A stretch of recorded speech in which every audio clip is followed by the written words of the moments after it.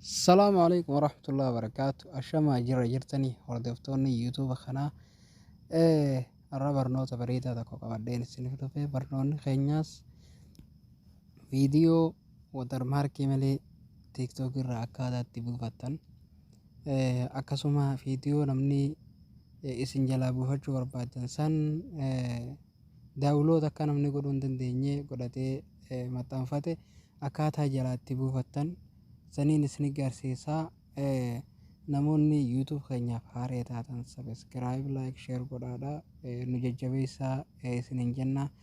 YouTube kana amma eegalle saniifuu nu bira dhaabbadhaa, nu jajjabeessaa isinin jenna. Barnoota keenya yeroo dabarru TikTok keessa seennaa. TikTok keessa seennee jalqaba linkii nama sanii linkii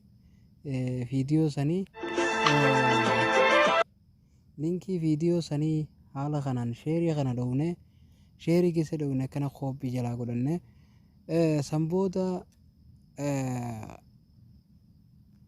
Google keessa seenne Google keessa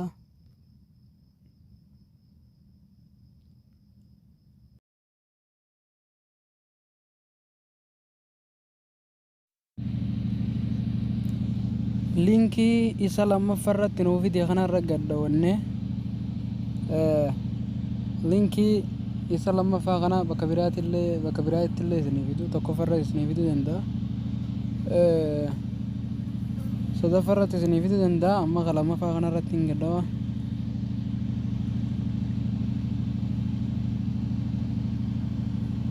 Yeroo haala kanatti isiniif baasee bakka tana laal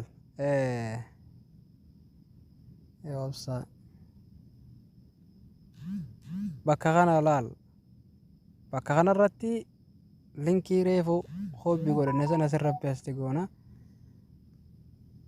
Fakkeenyaaf harkaan sekondii 2 qaqqabtanii akkasitti irratti peesti gootanii san booda asirra dhowwatan jechuudha. Daawuloot hajoo kanarra dhowne daawuloot hajoo kanarra yeroo takka kana gaddawna.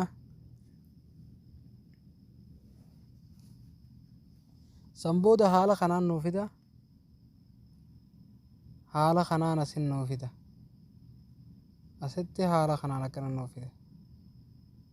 Yeroo haala kanaan nuu fide irra gaddawna jechuudha. Yeroo takkaaf yeroo irra gaddawnu asirratti akkuma agartanii buusaa jira jechuudha. Asirratti akkuma agartan buusaa jira.